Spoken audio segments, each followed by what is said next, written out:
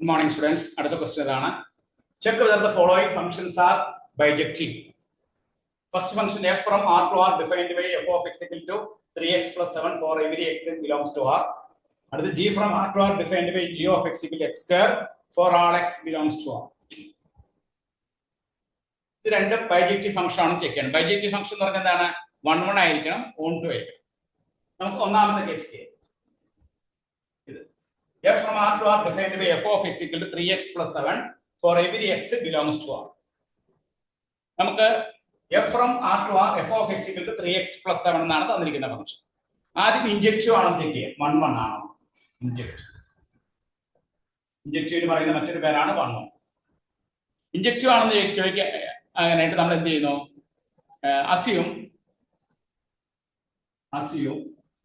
f of x1 is equal to f of x2. f of x1 equal to f of x2 എന്ന് എടുക്കും.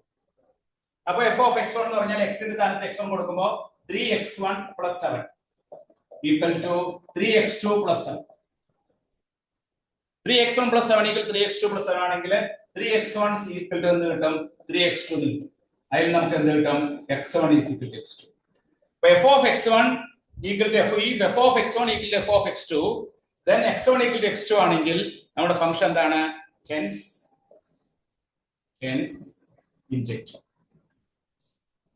ആദ്യത്തെ case നമ്മൾ prove ചെയ്തു. Function injective ആണ് അല്ലെങ്കിൽ 1 1 ആണ്. ഞാൻ പ്രൂവ് ചെയ്താൽ എന്താ ചെയ്തേ? f of x1 equal to f of x2 എന്ന് കൊടുത്തു. f of x1 equal to f of x2 ആണെങ്കിൽ 3x1 plus 7 equal to 3x2 plus 7. Common ആയിട്ട് 7 കട്ട് ചെയ്ത് കളഞ്ഞു. 3x1 equal to 3x2.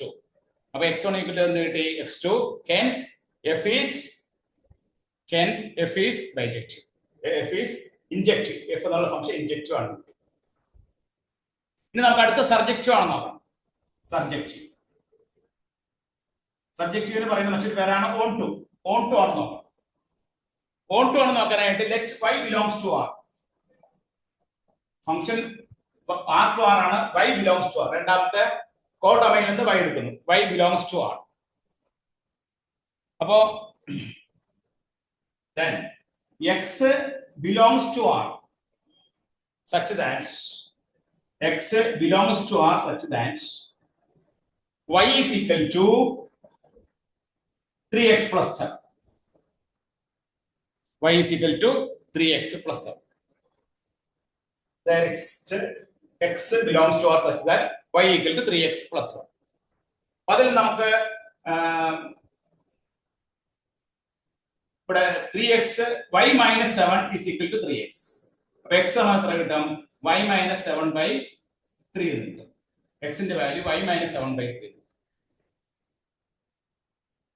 Since x belongs to R ആണ്, every y has, therefore every y has a preimage. Every y has a preimage. Hence f of x is surjective. Therefore the given function is bijective. അവിടെ തന്നിരിക്കുന്ന function എന്താണ്? Bijective ആണ്. അപ്പോൾ injective ആണെന്ന് prove ചെയ്തു, surjective ആണെന്ന് prove ചെയ്തു. ഇത് രണ്ടും ആയതുകൊണ്ട് നമുക്ക് എന്ത് പറയാം? തന്നിരിക്കുന്ന ഫംഗ്ഷൻ ആദ്യത്തെ ഫംഗ്ഷൻ ബൈജക്റ്റീവ് ആണ്. ആദ്യത്തെ കേസിൽ f of x1 equal f of x2 ചെയ്ത് x1 equal x2 കിട്ടി. രണ്ടാമത്തെ കേസിൽ കോഡൊമൈനിലെ ഒരു എലമെന്റ് y belongs to രണ്ടും R ആണ്. y belongs to R എടുത്തു. There is x in R such that y is equal to 3x plus 7. So y minus 7 is equal to 3x. X is equal to y minus 3 by y minus 7 by 3. Therefore every y has therefore every y has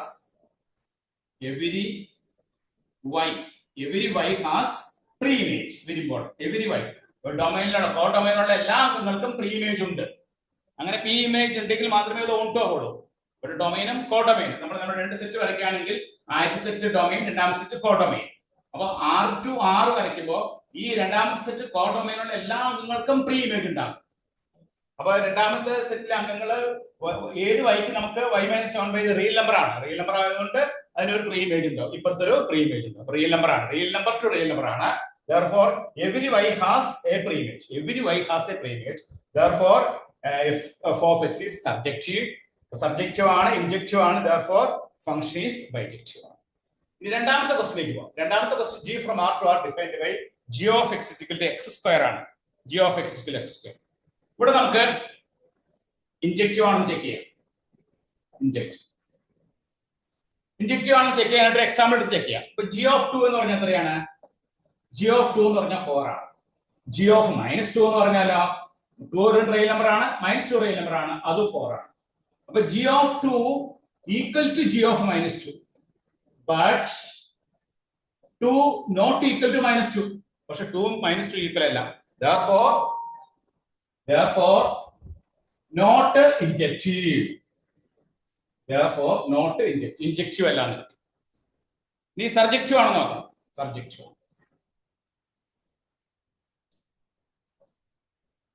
surjective ആണെന്ന് നോക്കാനായിട്ട് എന്ത് ചെയ്താൽ മതി? Range of X square. Range of X square. X സ്ക്വയറിന്റെ range എന്താണ്? Closed interval 0 to infinity. 0 മുതൽ infinity വരെ ഉണ്ടാവുള്ളൂ. കാരണം നമ്മൾ എക്സിന് വാല്യൂ കൊടുക്കുന്നത് 1, 2, 3 ഏത് കൊടുത്താലും, നെഗറ്റീവ് നമ്പർ കൊടുത്താലും പോസിറ്റീവ് നമ്പർ കൊടുത്താലും സ്റ്റാർട്ട് ഫ്രം 0 മുതൽ ഇൻഫിനിറ്റി. നെഗറ്റീവ് നമ്പർ ഒരിക്കലും അവിടെ വരില്ല. നെഗറ്റീവ് നമ്പർ ഒരിക്കലും വരില്ല. Negative real numbers. Negative real numbers. Negative real numbers are not image of any, are not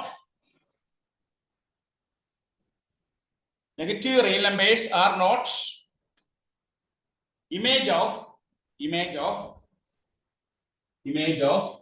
any real number.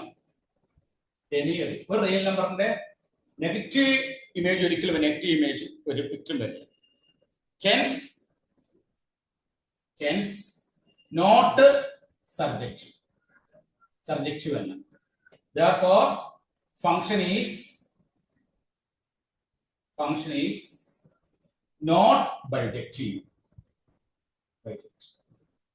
നമ്മൾ വരച്ചു കഴിഞ്ഞാൽ ഇവിടെ -1, -1, -2, 1, 2 കൊടുത്തു കഴിഞ്ഞാൽ -1 സ്ക്വയർ 1 വരും. ഇവിടെ 2 വരും, 2 × 4 വരും, 1 വീണ്ടും 1 വരും, 0. ഒരിക്കലും ഇവിടെ നെഗറ്റീവ് ഇമേജ് ഒരിക്കലും ഇവിടെ കിട്ടില്ല. നെഗറ്റീവ് ഇമേജ് സെക്കൻഡ് സെറ്റിൽ കിട്ടില്ല. പ്രീ ഇമേജ് ആയിട്ട് ഒരിക്കലും നെഗറ്റീവ് ഇമേജ് കിട്ടില്ല.